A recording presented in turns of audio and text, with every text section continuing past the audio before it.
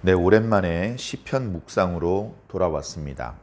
시편은 모두 1편부터 150편까지 되어 있고 내부를 보면 이렇게 세 개의 묶음으로 되어 있습니다. 그래서 오늘 읽은 시편 73편 바로 앞에 보면 제3권이라고 그렇게 표현되어 있습니다. 시편이 모두 5권인 이유를 설명하자면 간단합니다. 이스라엘 사람들이 구약의 모세 오경을 사랑했던 그런 마음이 있기 때문에 5개로 이렇게 나누어서 설명을 하기를 즐겨합니다. 그래서 이제 3권이 시작되는데요. 표제어에 보니까 아삽의 시라고 되어 있습니다.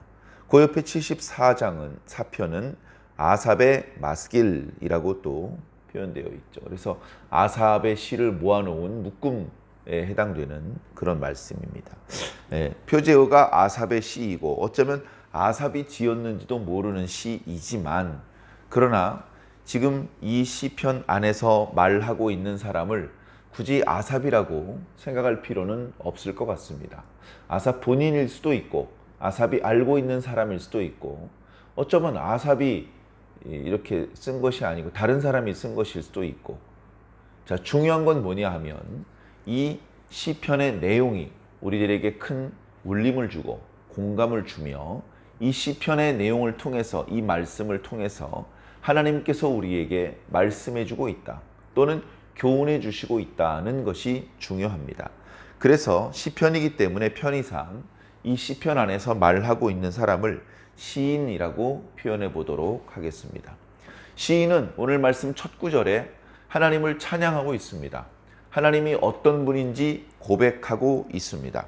하나님께서는 참으로 이스라엘 중 마음이 정결한 자에게 선을 행하시는 분이십니다. 라고 고백하고 있습니다. 이것은 어떻게 보면 신앙의 공식과도 같은 말씀입니다.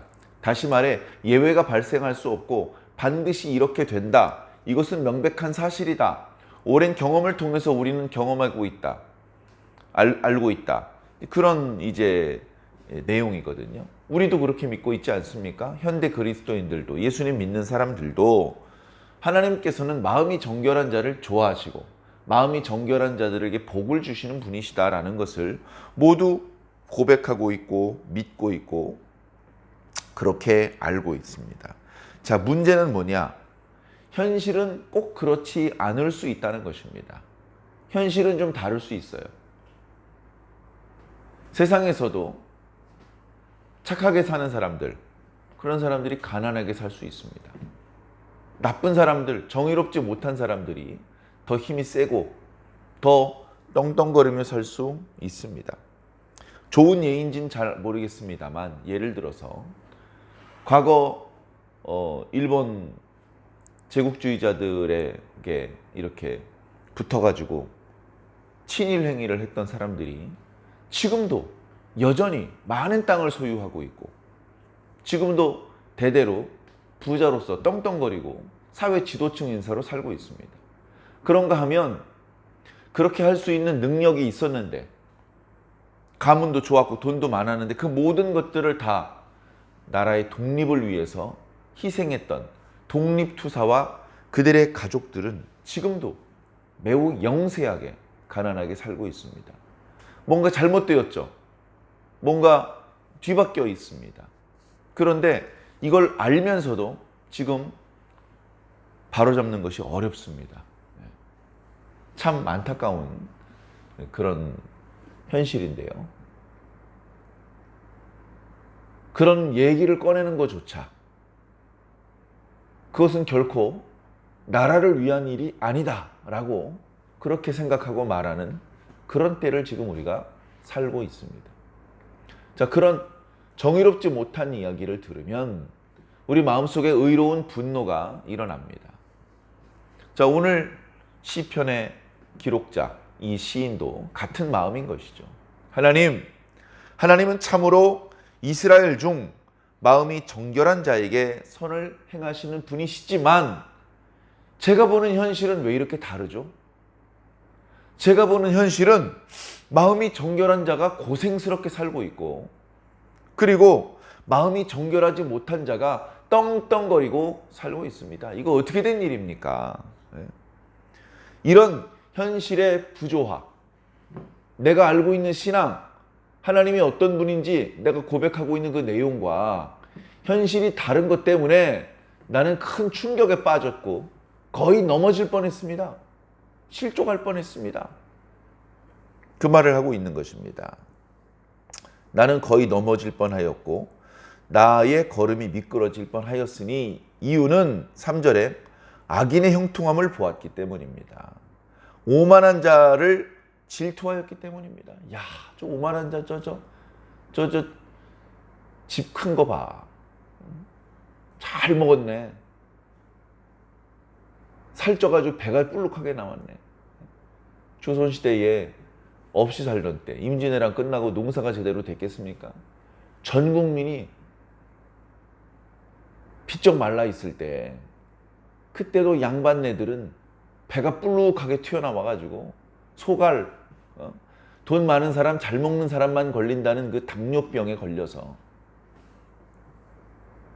그러고 살았습니다. 자, 현실은 악인이 형통하다는 겁니다. 여기 이제 형통함이라는 말은 우리가 잘 아는 샬롬이라는 말이에요. 샬롬은 마음이 정결한 사람들에게만 하나님께서 주시는 거라고 생각을 했는데 이렇게 보니까 저 불의한 사람, 악인이 샬롬하더라는 겁니다. 아니 세상에 이럴 수가 하면서 실족할 뻔하였다라고 지금 고백을 하고 있는 것입니다. 이어지는 4절 이하에 보면 악인이 어떻게 형통한지 그 모습이 나타나고 있습니다.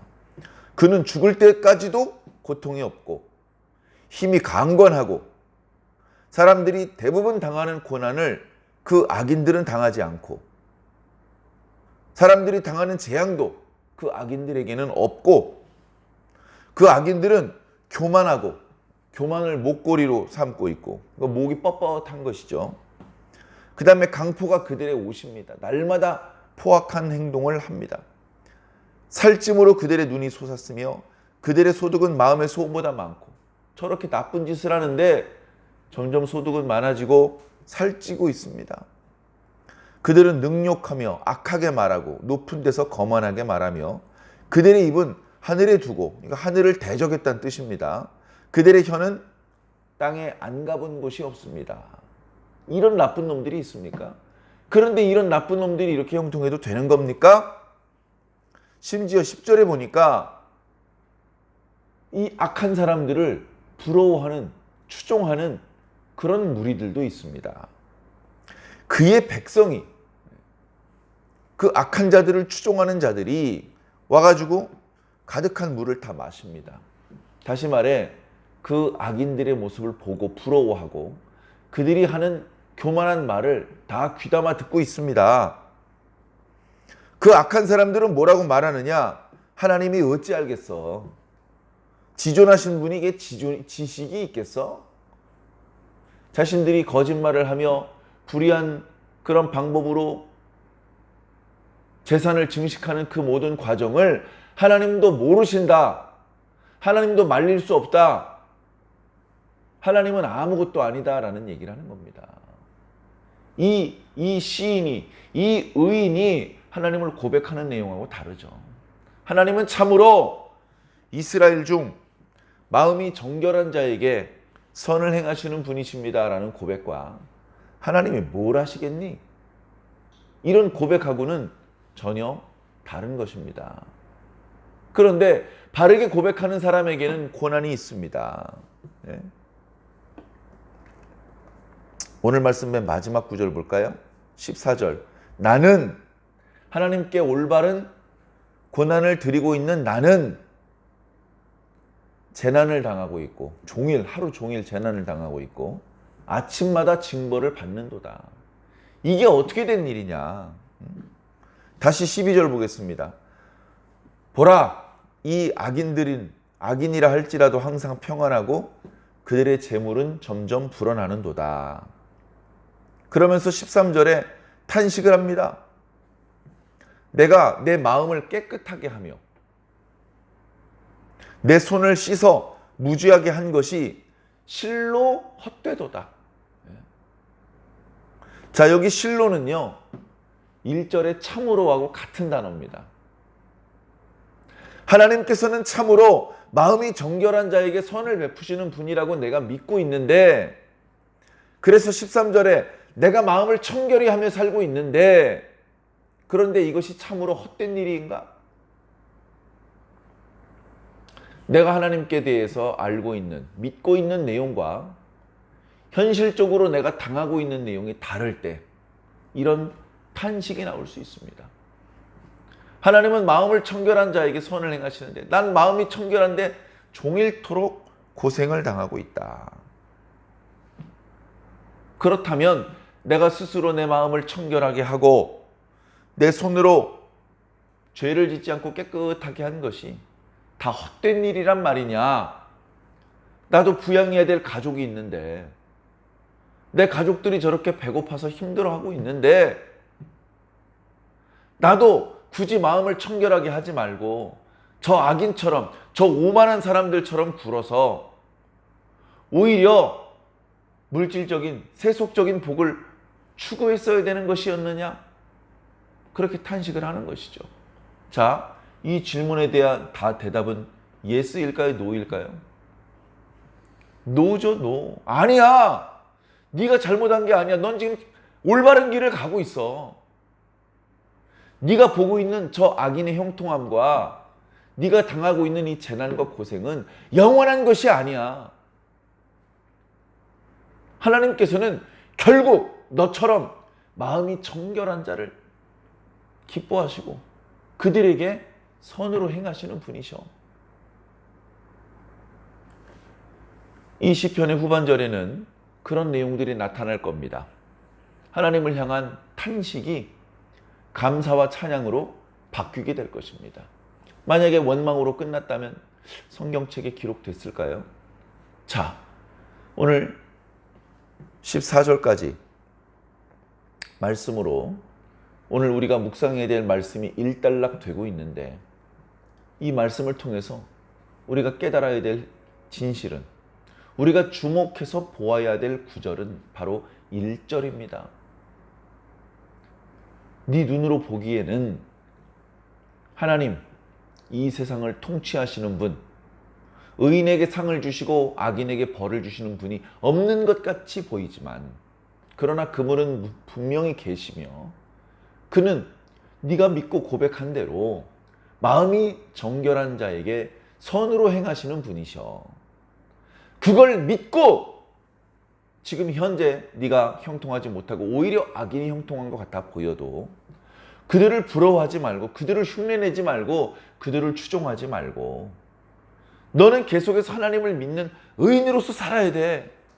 힘내. 흔들리지 마. 너는 지금 바른 길을 가고 있는 것이야. 이제 곧 너의 탄식을 찬송으로 바꿔주실 분이 하나님이셔. 사랑하는 성도 여러분, 신앙 안에서 우리가 알기로는 현실 속에서 한 번도 보상을 받지 못하고 죽임을 당한 그런 사람들도 알고 있습니다. 예를 들면 사도 바울이 예수님 믿고 언제 보상을 받았습니까? 사도 바울이 눈을 뜨고 보는 모든 현실은 오늘 시인과 비슷한 현실이었을 것입니다. 예수 그리스도를 믿는 자신과 이 복음을 전파하는 참된 그리스도인들은 날마다 순교를 각오하는 그런 생활을 해야 했습니다. 그런데 그렇지 않은 사람, 복음을 거절하는 사람, 복음을 믿지 않는 사람, 복음을 믿는 걸 방해하는 사람, 잘못된 복음을 가르치는 사람은 오히려 편안하게 형통하게 살고 있습니다. 사도 바울이 날마다 이 시편 73편처럼 하나님 앞에 탄식했을 것 같습니다. 그러나 바울은 자신의 생활 방식을 바꾸지 않았습니다. 마음을 청결히 하고 손으로 죄를 짓지 않으려는 그의 생각을 바꾸지 않았습니다. 그는 끝까지 하나님께서 마음이 정결한 자에게 선으로 갚으신다는 것을 믿고 그렇게 살았습니다. 그는 이 땅에 있는 동안에 결국 아무런 보상을 받지 못하고 고생만 하다가 그 최후를 맞이하게 되었습니다. 그러면 그의 인생은 실패한 것입니까? 그의 가르침은 거짓이었습니까? 그렇지 않습니다. 우리가 이 땅에 살고 있는 동안에 받는 보상만 보상이 아닙니다. 이 세상에서의 삶은 잠깐입니다. 그 이후에 영원한 삶이 있습니다. 그 영원한 삶, 그 영원이라는 기간 동안, 영원이라는 크기로 하나님께서 갚아주시는 보상이 있습니다. 그 보상이 있기 때문에 사도 바울은 의심하지 않았고 원망하지 않았습니다. 끝까지 자신의 길을 걸어갈 수 있었던 것입니다. 하나님은 신실하신 분이셔. 하나님은 마음이 정결한 자에게 반드시 보상하시는 분이셔. 그런 믿음으로 끝까지 하나님께서 기뻐하시는 길을 걸어갈 수 있었습니다. 오늘 저와 여러분도 마찬가지입니다. 우리도 전에는 하나님을 근심시키시고 하나님을 분노하게 만드는 그런 생활을 했을 것입니다. 그러나 예수 그리스도를 믿는 믿음 안에서 우리의 삶은 달라지기 시작을 했습니다. 완성되었다라고 말할 수는 없지만 여전히 실수하는 경우가 많이 있지만 그러나 많이 좋아졌습니다. 점점 더 좋아져야 됩니다. 그런데 이렇게 올바른 생활을 하고 올바른 삶의 방법으로 살아가다가도 악인이 형통하다는 이야기를 듣고 악인이 형통하는 모습을 내 눈으로 직접 목격을 한다면 육체를 입고 있기 때문에 아직 이 땅을 밟고 있기 때문에 탄식이 터져나올 수밖에 없습니다. 내가 하나님 믿고 성실하게 정직하게 산 것이 다 헛된 일이었나? 정직하지 않게 사는 사람들이 더 떵떵거리고 잘 사네. 속상하다. 내 젊음은, 내 평생의 이 헌신은, 이 신앙은 다 헛된 것이란 말인가? 내가 다 쓸데없는 짓을 한 것이란 말인가? 이런 탄식이 터져나올 수 있습니다. 물론 이 탄식이 곧바로 원망, 불평, 하나님을 반역하고 그런 어리석은 모습으로 이어질 수도 있기 때문에 조심스럽습니다. 그래서 이 탄식도 하나님 앞에서 해야 됩니다. 하나님께서 들으시는 곳에서 탄식을 해야 됩니다. 하나님께서 우리의 탄식을 들으시고 우리를 불쌍히 여기실 것입니다. 우리에게 흘리는 눈물을, 땀을, 피를 하나님께서도 보십니다. 우리의 눈물을 닦아주실 것입니다. 그리고 우리가 소망하는 것보다 더 좋은 것으로 갚아주실 것입니다.